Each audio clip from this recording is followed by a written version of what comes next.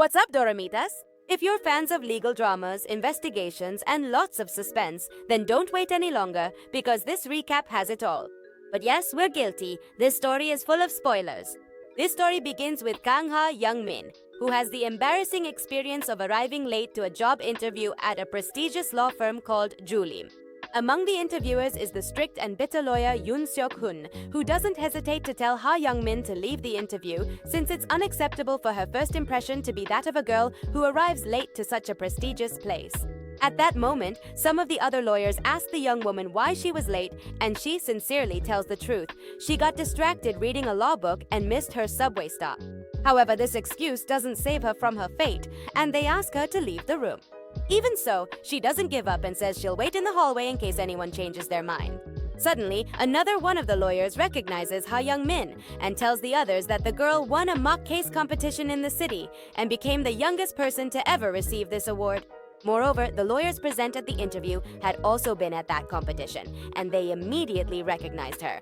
This leads them to make a decision to allow Ha Young-min to come back in with another group of candidates, since it would be a shame to let someone so talented go just for being a little late.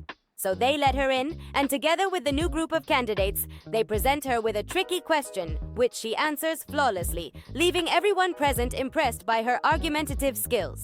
That same night, Ha Young-min returns to the house she shares with her friends and tells them that she feels she ruined her chance by arriving late. However, at that moment, she receives a message informing her that she has been accepted at Julim, which she celebrates with her friends. The next day, she has to attend a meeting with all the candidates who passed the interview, where she runs into Ji Guk-yeon, a college classmate who used to treat her quite affectionately. At that meeting, it becomes clear that Seok-hun is the strictest lawyer in the firm, as he says that the balance between personal and professional life is a privilege that new lawyers must earn. He also mentions that after the probation period, it's almost certain that half of them will leave the position because they can't handle the tough demands. Quickly, Lee Jin-yu, Seok-hun's assistant, warns Ha Young-min that although the man is truly a headache and very demanding, if she manages to earn his trust, she will be handsomely rewarded. Thus, 4 lawyers are selected to work directly with Seok-hun, including Ha Young-min and Guk-yeon. It immediately becomes clear that Ha Young-min will be Seok-hun's favorite, as she is the only one who can answer his complex questions. Furthermore, she was the only one in her group who took the initiative to investigate a sauna business that was about to go bankrupt due to a suspicious increase in gas bills, revealing that someone was stealing gas from the place, which allowed them to start an investigation and bring the case before the criminal court. This impresses Seok-hun, since the girl doesn't seem like just another aspiring member of Julim, but rather acts like an impeccable professional, ultimately winning the case, which leads other gas companies to request her services as a lawyer. After this successful day, Ha Young-min goes out to dinner with her boyfriend, Han Seung-chang, and we discover that both of them work at rival law firms. Additionally, he introduces her to his acquaintances as his future wife. However, it's clear that there is some tension in this relationship, which becomes evident when she asks him why he loves her, to which he replies that he loves her for her genes, since as a beautiful and intelligent woman, it's almost certain their children will be as well. Words that don't sit well with her. At the same time, we discover why Seok-hun is so bitter and strict. A few years ago, he separated from his wife and since then has been unable to get over it, feeling her presence wherever he goes. Next, a new case is presented to the lawyers. It's about a man who stormed into a fertility clinic in a rage, causing millions in damages to the place, apparently for no reason at all. After this, Seok-hun arrives with an assistant at an interrogation room where the man is being held. They want to offer him their legal services, but to do so, they need to find out why he caused the damage at the fertility clinic, since there aren't many justifications for such an act. At that moment, the man explains that the clinic destroyed a sperm sample he had provided some time ago, and now he is sterile and has lost the possibility of having a biological child. This case leads to a curious confrontation, since while Julim defends the man by arguing for compensation for the destruction of his sperm, the rival company where Ha Young-min's boyfriend works argues that there is no justification for the destruction at the fertility clinic, so the man will have to pay the damages or be taken into custody. Changing the subject, Ha Young-min has a meeting with her boyfriend where she confronts him about the comment he made about jeans the previous night, telling him that her sister was born deaf and that her parents made the painful decision to send her to live with a deaf family so she wouldn't feel excluded. Since then, Ha Young-min finds it absurd and cruel to talk about good and bad genetics, remembering that it was because of that ridiculous worldview that she was separated from her sister. And instead of showing empathy and supporting her, Seung-chan gets upset that she hadn't told him this before, which leads to them ending their relationship right then and there. Later, the day of the trial arrives and Ju-lim demands compensation of 500 million won, of which 400 million will be used to cover the expenses caused by the man at the fertility clinic. However, to justify this, they must prove that the man's sperm is worth this enormous amount. That's when the man tells his tragic story. His wife suffered a car accident that left her face disfigured, while he had testicular cancer and went to the fertility clinic to store the little sperm he had left, but the clinic made a mistake and discarded his sample. This moving testimony allows Ju-lim's lawyers to take advantage, arguing that the value of having a child is incalculable, so the sum of 500 million is small compared to the emotional damage caused. And one of the clinic's employees at the time even told them, "It's a good thing you can't have children because it would probably turn out as monstrous as the mother." Realizing that with such testimony they are going to lose, the clinic's defense offers to drop the charges and annul the trial. But Seok-hun is not satisfied with that. He wants to obtain compensation, so they agree to offer him an amount slightly less than what they were demanding. After this victory, Hyo-min and Seok-hun stay behind, talking about the case and how love is sometimes quite complicated. Changing the subject to a new case, we see a delivery driver driving through the city who is starting to fall asleep at the wheel just as a child steps in front of his truck. Luckily, he stops before hitting the child, but something strange happens. The child has lost mobility in his legs. What's curious is that the doctors say the boy has no internal or external injuries, so his strange paralysis may be due to something psychological rather than physical. Quickly, Ju-lim takes charge of this case, serving as the defense for the delivery driver and receiving information from the doctors who treated the child. Even though it was revealed that the delivery driver had alcohol in his blood, the truth is that the van never touched the boy, so technically he isn't responsible for the accident. Additionally, Hyo-min discovers something curious. The driver actually hadn't drunk alcohol, or at least not voluntarily. It turns out that his friends played a prank on him by putting whiskey in his coffee right before he got into his truck, which explains the detection of alcohol in his blood. So the case goes to trial, and once again Hyo-min's ex-boyfriend is present to defend the boy's mother. Good thing those two broke up. She demands a multi-million compensation from the delivery company and a criminal conviction for the delivery driver. For her part, our protagonist argues two key points. The delivery driver never touched the boy with his vehicle, and he wasn't drunk of his own free will, which makes him innocent of the accusations. During the trial, Seok-hun confronts the mother strongly, suggesting that it was her overreaction that caused her own son's psychological paralysis, revealing that the woman is obsessive and controlling with the boy. Although Hyo-min thinks he was too harsh with the mother during the trial, he replies that in this line of work, sometimes you have to be cruel to achieve what is just. After this, Seok-hun faces a new moral dilemma when a wealthy and prestigious man asks to join his law firm. However, before this, he must help him resolve a legal matter, as his housekeeper reported him to the police for physically abusing her daughter, which he claims is false. That is why he wants to sue the housekeeper for defamation, alleging that this woman used makeup on her daughter's skin to fake bruises. Despite all this, Seok-hun hesitates about taking on this case, as he doesn't like matters that involve children. Even so, he agrees to help him, which displeases Hyo-min, who accuses him of having lost his humanity for helping someone wealthy and powerful, convinced that the bruises are completely real. If you've been paying attention, you'll notice that here they're not discussing a case, but rather a way of seeing the world. She stands for empathy, and he stands for efficiency. After this, she decides to investigate on her own by visiting the housekeeper to question her, which convinces her even more that the man is guilty of hitting his daughter. Sooner rather than later, Seok-hun starts to realize the truth by the way his client treats his daughter and notices that the little girl shows all the signs of an abused child. Shortly after, his client calls him asking for help because the police came to his house, supposedly because his housekeeper keeps telling lies.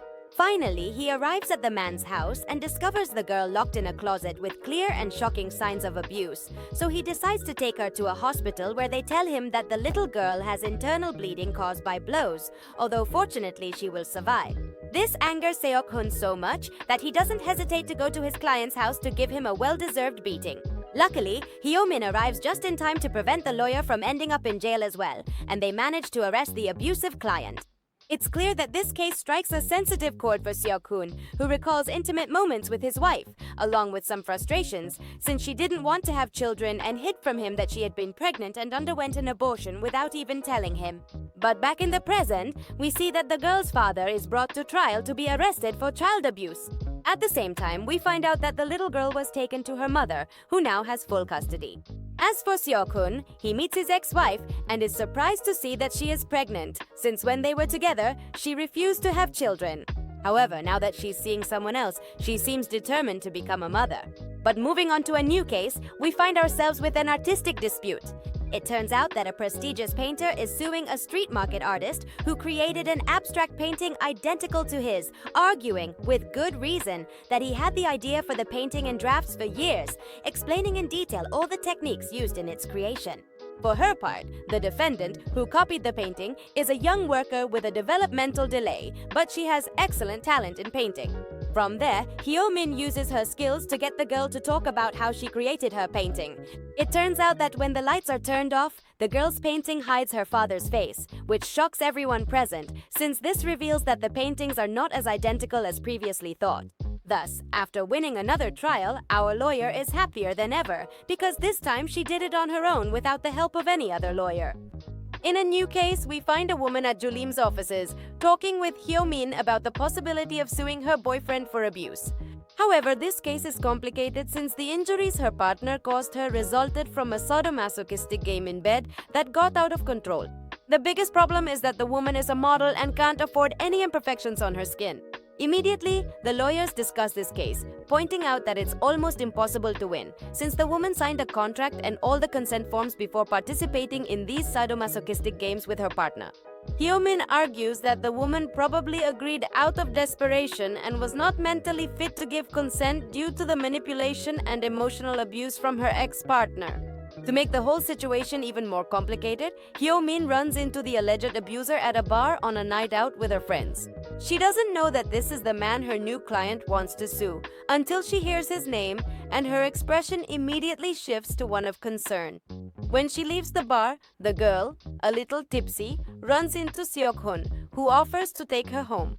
The next morning, she wakes up startled, as she immediately remembers that her boss was the one who took her home while she was drunk, and she considers this inappropriate. Back on the case, the defendant approaches our protagonist inappropriately, touching her hair as he recognizes her as the girl from the bar the previous night. He also stays to talk with her and gives her a blank check for his ex-girlfriend to sign. She can choose any amount she wants to avoid taking the case to court and having his sexual preferences exposed. Although Hyo-min isn't convinced, since she would rather take this arrogant guy to trial, her client accepts the check without hesitation.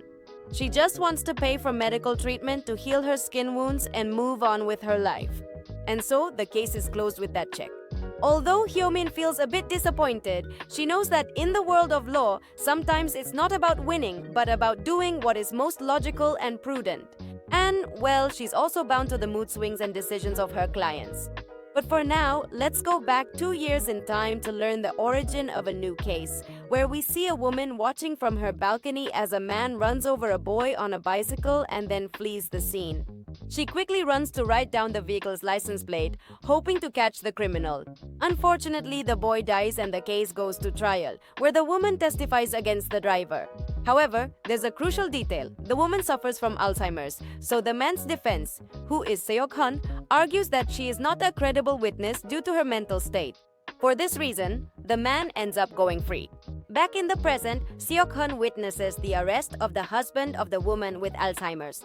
He is accused of having helped his wife end her life after the trial 2 years ago. The woman felt so guilty and devastated that she asked her husband to take her to Switzerland, where it is legal to end one's life to prevent the deterioration of Alzheimer's in her body and mind.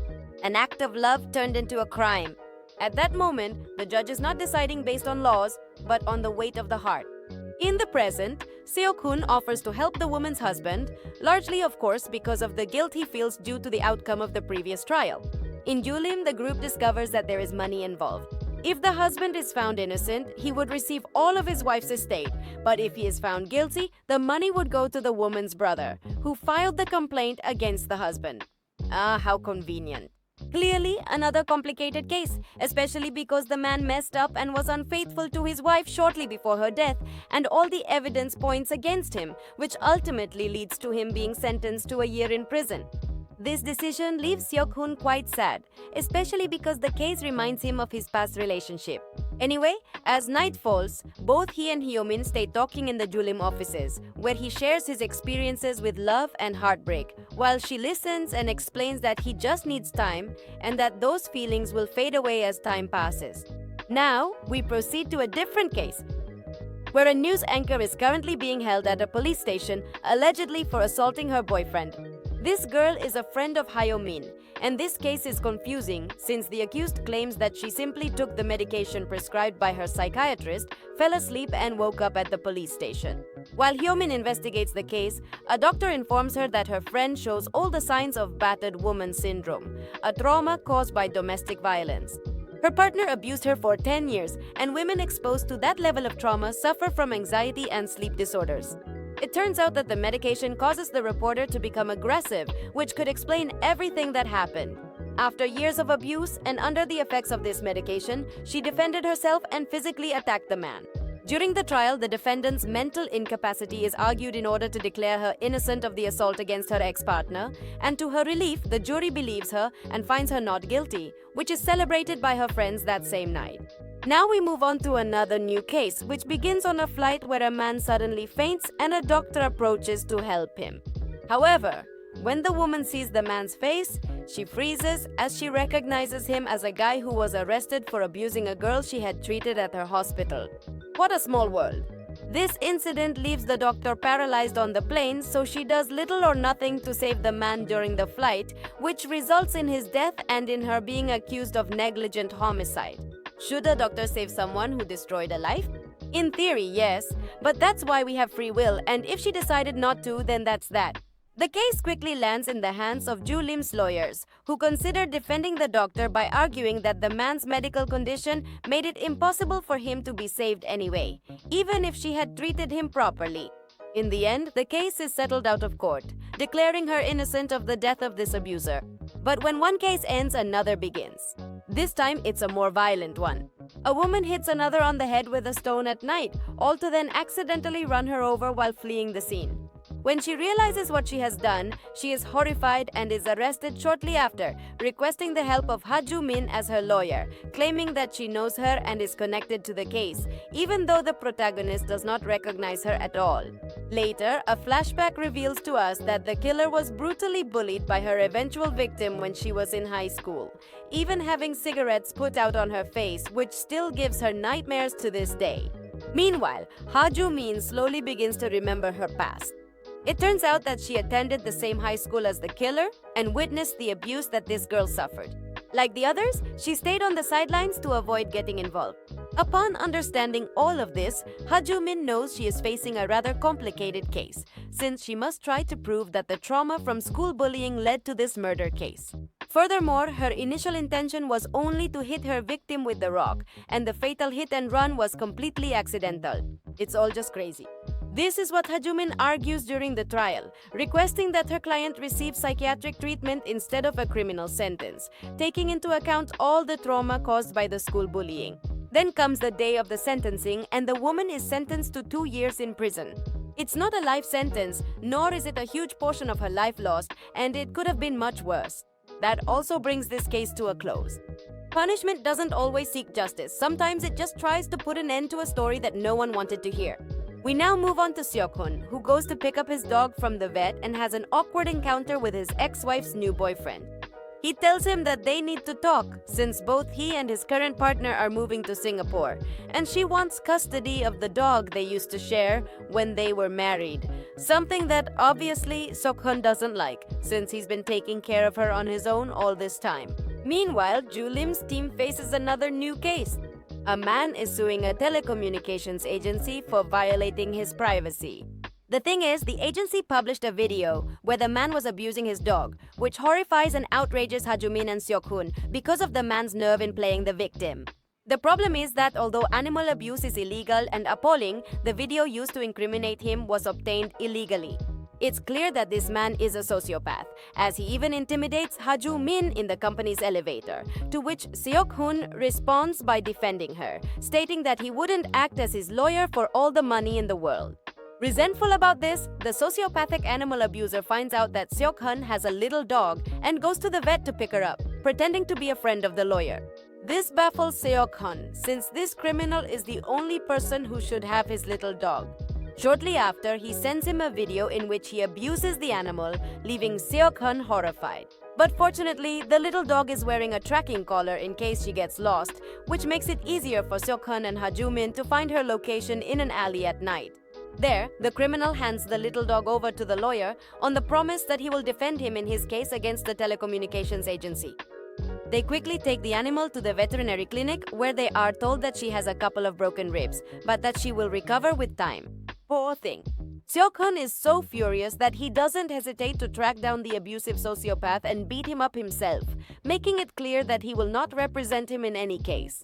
Just at that moment, the police break up the fight and arrest the sociopath for animal abuse and assaulting a homeless person.